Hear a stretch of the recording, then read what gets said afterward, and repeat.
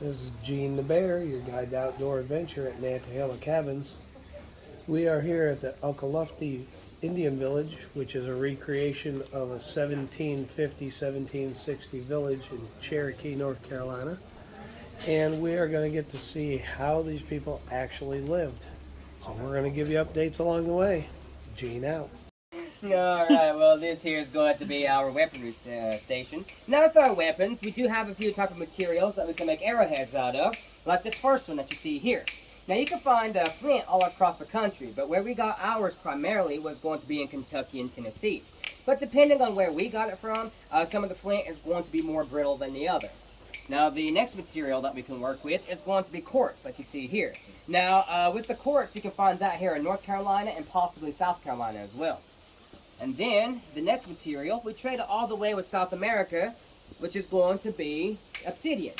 So we trade it with them to get this volcanic glass, and so once we get our material, depending on which one we want to work with, we'll be able to get a big old river rock, and we'll start hitting it across that material to get smaller flakes. And once we get a good enough flake, we'll be able to use a smaller river rock, and we'll start hitting the edges that we call flint napping to get the general shape and size. And once we do get that general shape and size, we'll start pressure flaking with the top part of a deer antler to give the more permanent shape. So we can make two types of arrowheads, like this first one that you see here. Now this one is going to be the rounded shouldered arrowhead, and that is going to be made from the flint. Now the string that you see tied around there, that is going to be the milkweed fiber. So this is going to be used for hunting. So we can go out, kill a deer, pull out the arrow, and reuse it. As with the broad shoulder arrowhead, like you see right here, this one's going to be made from the obsidian. Now this one's going to be used during wartime. So the string that's tied around here is going to be sinew. It's going to be a deer tendon. Now once that hits blood, it'll soak it up, expand, cause the arrowhead to loosen up. And the person who is shot with the arrow would either have to push the arrow on through his body or get his own knife, cut himself open, and then pull the arrow out. Because if he just tried to pull it out without cutting it, the arrowhead itself is going to stay in and cause an infection. Now with it being glass, if it happened to hit a bone, it'll shatter, send the shards into the bloodstream, and cause a blood infection that way. And that is not a good way to go out. Now the shaft that you see here, that is either going to be river cane or mountain cane. It depends on the user.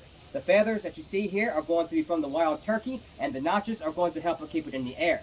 And our bows, they're going to be made out of locust or hickory. It depends on the crafter as well. And the string that you see tied on there, that is going to be dry bear intestine. Becomes nice and durable once it's dry. Now we'll make our bows to our own height, so there is no one bow that was the same. So keep in mind that back in the 1500s on into the 1800s, that the typical height for a Cherokee man was going to be around 6'5", 7 foot tall. As with a Cherokee woman, she was going to be around 6 foot, 6'5". So we were considered giants to the Europeans back then. Now we hardly ever used our bows and arrows during wartime because we looked at that as cowardly.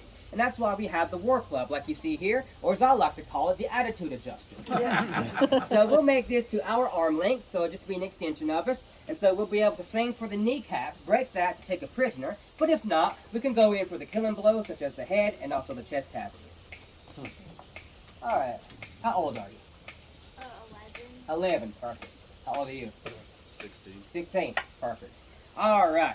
Now, your first weapon is going to be the blowgun. Now, with you, you're still learning on how to make it, and while you've already been probably made like 5 or 6 of them already.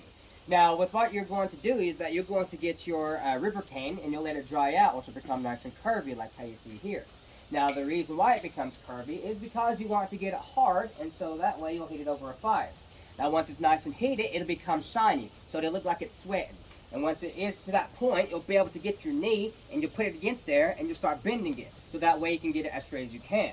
Now, once it is as straight as you can, you'll get a small piece of flint, tie it to a piece of mountain cane, and you'll go on the inside, and you'll start knocking out the joints from end to end.